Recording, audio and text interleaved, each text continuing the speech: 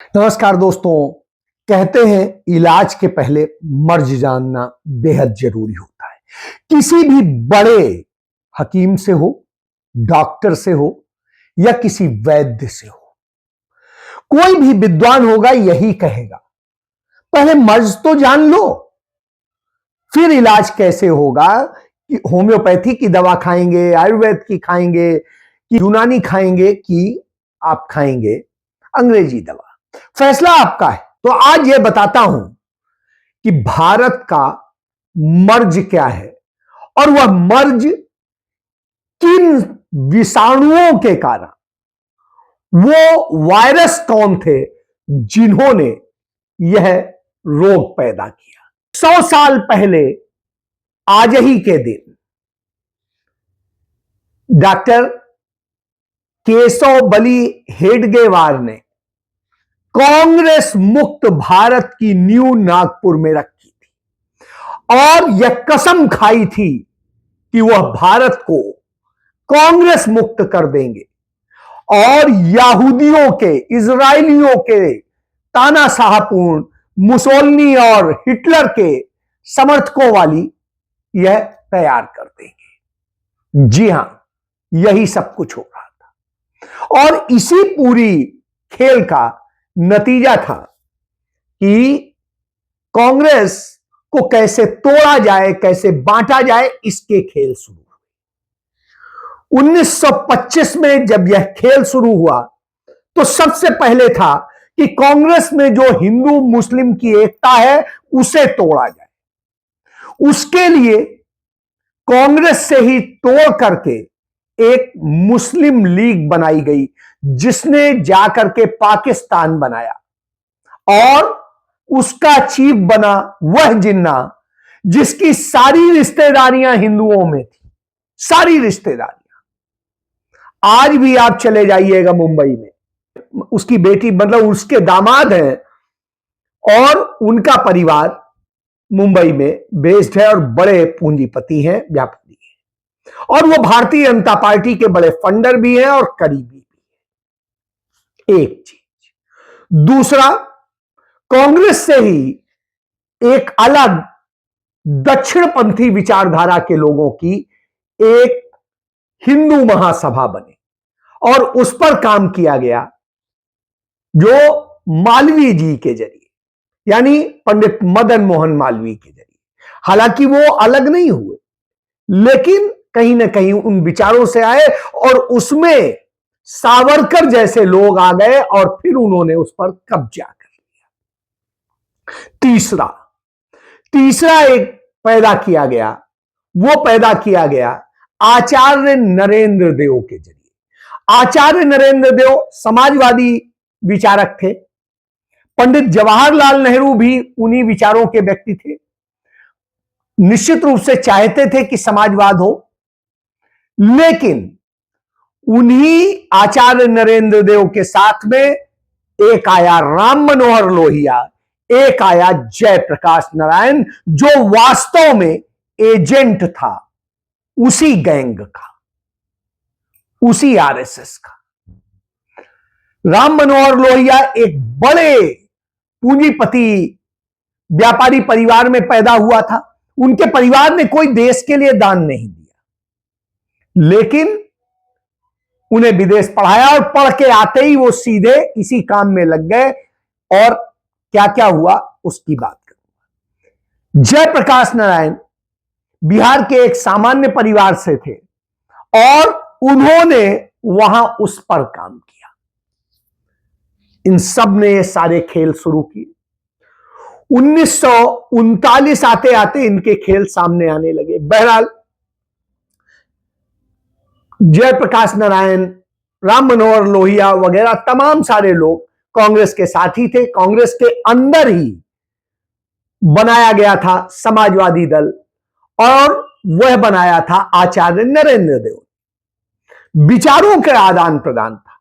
जैसे कांग्रेस में एक गरम दल था, एक नरम दल था, वैसे एक समाजवादी दल था, एक कट्टरपंथी थोड़ा सा हिंदुत्व वाला दल था, वो हिंदू महासभा, और ये सब आरएसएस के लोगों के हाथ में आ गए। नतीजतन जब राम मनोहर लोहिया अल्मोड़ा जेल में बंद थे, वहां से अचानक उन्हें 1941 में 5 दिसंबर 1941 को छोड़ दिया जाता है। वहां से उनके समेत कांग्रेस के कई सारे नेता जो बंद थे जेल में छोड़े जाते हैं। और वो किधर चले जाते हैं? वो आते ही नेहरू पर हमला करते हैं। 5 दिसंबर को छोड़े गए और जनवरी 1942 में वो नेहरू पर हमला करने लगते हैं और धीरे धीरे यह स्थिति होती है। बहरहाल अंग्रेजों भारत छोड़ो आंदोलन शुरू होता है, महात्मा गांधी शुरू करते हैं, आंदोलन गति पकड़ता है, देश में पूरी लहर आ जाती है।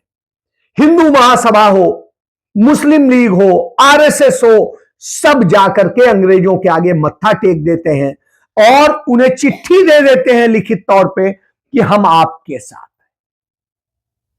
अब इसके बाद माहौल बनता है, कांग्रेस बड़ी मजबूत होती है और उस स्थिति में आ जाती है। फिर इन लोगों को समझाया जाता है कि देश के लिए लड़ाई है, आइए साथ आइए। थोड़ी देर के लिए फिर आते हैं और फिर वही हाल करते हैं। जैसे ही देश आजाद होता है, अपनी चुनी हुई सरकार नहीं बन पाती है, देश का संविधान पूरा नहीं हो पाता है, 1948 में जनवरी महीने में यह बवाल शुरू कर देते हैं। और जिस दिन 30 जनवरी 1948 को महात्मा गांधी की हत्या हुई, उसके पहले राम मनोहर लोहिया महात्मा गांधी से कहते हैं कि हमें आपसे मिलना है, बात करनी है। वो उन्हें टाइम देते हैं, जो टाइम देते हैं उसी टाइम पर वो निकलते हैं, लेकिन वो सूचना कहीं लीक की जाती है। नतीजतन उसी समय में नाथूराम गोडसे समेत तमाम ये पहुंचते हैं, सावरकर के लोग, और गांधी जी की हत्या कर देते हैं। खेल को समझ लीजिए। इसके बाद में पूरा देश आक्रोश में होता है, सब कुछ होता है। सरदार वल्लभ भाई पटेल देश के गृह मंत्री थे, वो आरएसएस पर प्रतिबंध लगा देते हैं। उधर जिस तरह से राम मनोहर लोहिया, जयप्रकाश नारायण और ये सब काम कर रहे थे, उस पर वो कड़ी बात लिखते हैं और वो पंडित जवाहरलाल नेहरू को एक चिट्ठी लिखते हैं 1948, और उसमें लिखते हैं कि ये समाजवादी, कथित समाजवादी बनकर के जो ये राम मनोहर लोहिया और ये जयप्रकाश नारायण और ये सब कर रहे हैं, जिस तरीके से, ये अंग्रेजों से भी ज्यादा खतरनाक है। और इस बात का जिक्र सरदार के पत्र, सेलेक्टेड पत्र, वी शंकर जो उनके पर्सनल सेक्रेटरी थे, उन्होंने पूरी किताब लिखी है, उसमें संकलित है, उसे आप पढ़ सकते हैं। तो उन्होंने अपनी किताब में वह भी चिट्ठी छाप दी है और उस चिट्ठी में सरदार पटेल पंडित जवाहरलाल नेहरू को, प्रधानमंत्री को, लिखते हैं कि यह लोग सबसे खतरनाक हो गए हैं और यह देश में अराजकता की स्थिति ला है। एक चिट्ठी सरदार वल्लभ भाई पटेल को लिखते हैं मई महीने में, 1948 के मई में।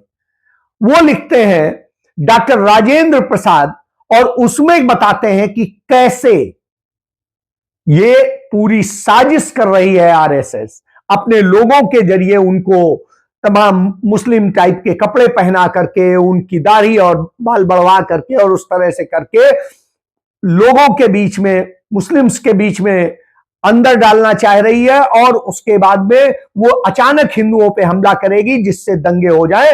और इस पर सतर्कता बरती गई, लेकिन वही हुआ और 15 जून 1948 को दिल्ली में, और उसके बाद में तमाम तरह के खेल होते हैं। पंडित नेहरू फिर से एक बार प्रयास करते हैं कि सभी एक होकर के करें, क्योंकि देश बनाना है।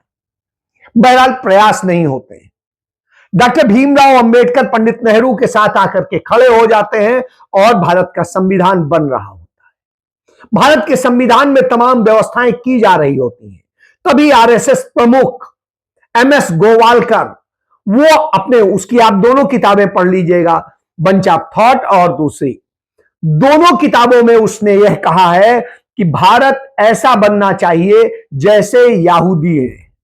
भारत में राजतंत्र की जैसे व्यवस्था होती थी वह मनुवाद वाली व्यवस्था होनी चाहिए और इसमें मनुष्य संहिता के मुताबिक बनना चाहिए। लेकिन पंडित जवाहरलाल नेहरू हो या भीमराव अंबेडकर, दोनों लोगों ने मिलकर के अपने साथियों के साथ, कांग्रेस ने मिलकर के जो संविधान बनाया उसमें सबके लिए जगह दी। गरीबों, दलितों, पिछड़ों, आदिवासियों, अल्पसंख्यकों को विशेष व्यवस्था दी जिससे वो यहां मजबूती से खड़े हो सके, उन्हें संवैधानिक संरक्षण। और इस व्यवस्था से इनके दिल टूट गए और इन्होंने आक्रमण तेज कर दिया। उधर अमेरिका का डीप स्टेट जो कहलाता है उसे यहूदी ही संचालित करते हैं, उसमें इजराइल का मोसाद भी है। पंडित जवाहरलाल नेहरू ही थे जिन्होंने इजराइल का संयुक्त राष्ट्र संघ में विरोध किया था और इजराइल को एक देश की मान्यता देने से इनकार किया था। और जब वो पास हो गया तो मजबूरी थी। तो वो मोसाद भी जो इजराइल की है, अमेरिका की CIA और पाकिस्तान की ISI, ये सारी लोग मिलकर के डीप स्टेट चलाते हैं और इसके जरिए कुछ लोग मुस्लिम्स के अंदर घुसते हैं और वहां से ऐसे अटैक करते हैं, ऐसी भाषाएं बोलते हैं जिससे अराजकता पैदा हो। इसी तरीके से यहूदी अपने खेल करते हैं कि बहुसंख्यक के बीच में घुसते हैं और वहां पर जाकर के उनको हिंसक बनाने का काम करते हैं। तीसरा जो है CIA फंडिंग कराता है और उसके साथ साथ वो तमाम उन नेताओं को चुनता है जिनको वो टच कर सकता है, उन्हें ट्रेंड करता है और उन्हें तमाम तरह से मदद करके इस पूरे खेल को अंजाम करता है। तो यही खेल शुरू हुआ। राम मनोहर लोहिया ने हमले शुरू कर दिए। जिक्र है और इस बात का सबसे बड़ा जिक्र उनके सबसे खास रहे मधु लिमये ने अपने आखिरी लेख में देश से माफी मांगते हुए लिखा था कि डॉक्टर राम मनोहर लोहिया को जब मैंने मना किया कि RSS के साथ हमें नहीं जुड़ना चाहिए तो उन्होंने कहा कि कांग्रेस मुक्त भारत बनाने के लिए वो शैतान से भी हाथ मिला लेंगे, ये तो RSS अपना है। और उन्होंने RSS के साथ मिलकर के पंडित नेहरू को बदनाम करने का खेल खेला। कांग्रेस में जो थोड़े से लिबरल थे उन्हें किस तरीके से उनका माइंड वॉश किया और उन्हें धीरे धीरे करके तोड़ने का काम शुरू हुआ और इस तरीके से करके पूरा खेल हुआ। उधर सीताराम गोयल संगठन मंत्री, वो सीताराम गोयल, उन सीताराम गोयल की RSS से मीटिंग होती है और मीटिंग होने के बाद तय होता है कि जिस दिन दिल्ली आएंगे जयप्रकाश नारायण तो फिर मीटिंग तय करेंगे और फिर उनको कैसे तोड़ना है वह काम हो जाएगा। और तारीख थी 1959 में, जब दिल्ली में थे जयप्रकाश नारायण तो उन्हें RSS के कार्यालय ले जाया जाता है और वहां वो 2 घंटे उनका पूरी रणनीति तय होती है और उसके बाद से वो कांग्रेस मुक्त भारत के अभियान में लोग जाते हैं और इसके लिए वो RSS समेत तमाम सारे लोग, और इसका पहला असर 1967 में दिखाई देता है जब 7 राज्यों में ये RSS के साथ मिलकर के कांग्रेस की सरकार खत्म करते हैं। पहला प्रयोग, उसमें गुजरात भी था, बिहार भी था, यूपी भी था और भी तमाम राज्य थे। तो इससे आप समझ सकते हैं और उन्हीं राज्यों की दशा सबसे बदतर है। अब उसके बाद में यह अभियान और तेज होता है, कैसे इंदिरा गांधी को खत्म करना है। अमेरिका इनको टास्क देता है, डीप स्टेट, कि आप कैसे इनको काबू कीजिए। इंदिरा गांधी तमाम पूंजीपतियों की से बैंकें छीन करके, उनके तमाम राजाओं के प्रीवी पर्स बंद करके और तमाम चीजें करके सारा पैसा भारत के खजाने में भरती। यहां राजे रजवाड़े ये पूंजीपति सब पैसा दे रहे होते हैं और ऐसी स्थिति में जमींदार बड़े बड़े पैसे दे रहे होते हैं। इंदिरा गांधी ये पैसा सब गरीबों को देने का काम करती, उनके खिलाफ अटैक शुरू होता है। और उसके बाद में इंदिरा गांधी के ऊपर बड़ा अटैक कब शुरू होता है वह आता हूं।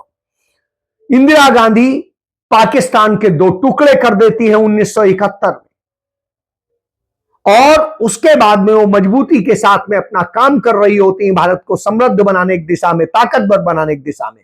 अमेरिका के राष्ट्रपति को सरेआम अपमानित कर देती हैं।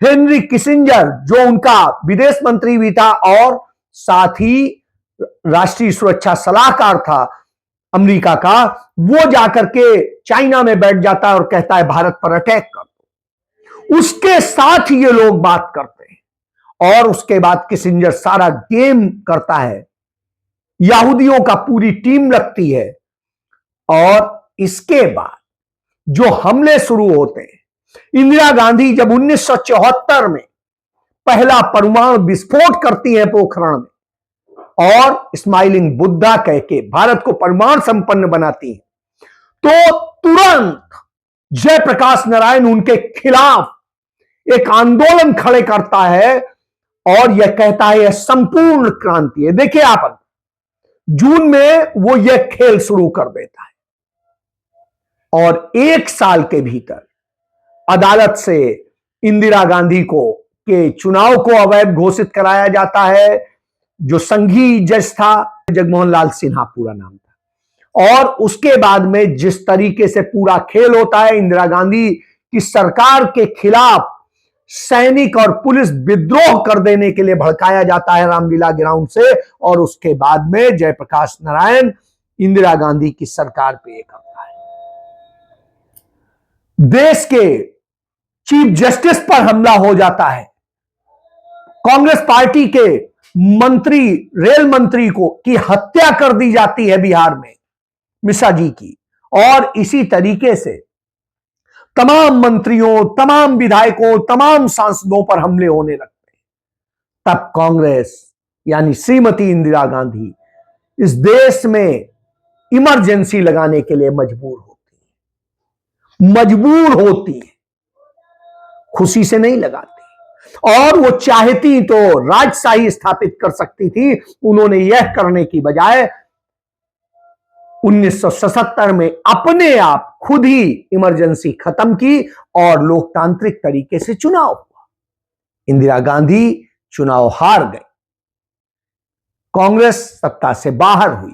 तो कैसे अवैध तरीके, अनैतिक तरीके जो अभी राहुल गांधी के खिलाफ यूज किए गए और किए गए, वैसे ही तरीके सबसे पहली बार सीबीआई का दुरुपयोग इन्हीं समाजवादी और आरएसएस के गठबंधन ने किया। इसी तरीके से तमाम अदालतों का दुरुपयोग इन्होंने तब किया, इसी तरीके से और तमाम दुरुपयोग किए। और जब ये सब साजिशें हुई तो इंदिरा गांधी ने जम के लड़ाई लड़ी और इस देश की वो जनता समझदार थी, अपनी गलती पे उसने रियलाइज किया और कांग्रेस को वापस लेके आई। जयप्रकाश नारायण घुट घुट के मर गया, लोहिया भी मर चुका था, सोचिए। लेकिन उन दोनों ने जो जहर बोया, उस जहर ने इस देश को मार दिया, क्योंकि वो जहर धीरे धीरे आरएसएस का बीजेपी के नाम से धीरे धीरे लोगों के बीच में फैल गया। और उसने 1989 में राजीव गांधी की सरकार गिरवाई और यह देश आतंकवाद में झुक गया। यह आतंकवाद की शुरुआत इंदिरा गांधी के हारने के साथ हुई थी और तब किसने, प्रकाश सिंह बादल एंड कंपनी ने इस खेल को किया था। उधर यही काम जम्मू कश्मीर में बीजेपी ने जनता दल के साथ मिलकर किया था। इसी तरीके से यह खेल तमाम देश के हिस्सों में होने लगे। तो आप समझ गए, फिर आपको जात के नाम पे, धर्म के नाम पे, सब के नाम पे लड़ाया गया। मंडल कमंडल करा के कांग्रेस को खत्म करने की हर साजिश रची गई। क्योंकि कांग्रेस ही थी जो आपको बचाती थी, आम जन की बात करती थी, गरीब की बात करती थी और पूंजीपतियों की गुलामी नहीं करती। इसलिए इन्हें बर्दाश्त नहीं है। तो देश के सबसे बड़े गद्दार यही लोग थे और इन्हें आपको पहचानने की जरूरत है। यही मर्ज है। इस मर्ज की दवा कैसे करनी है आप समझते हैं। और आज हमारे पास एक बड़ा विकल्प लोकतंत्र का, जननायक के रूप में राहुल गांधी मौजूद है। फैसला आपका है। जय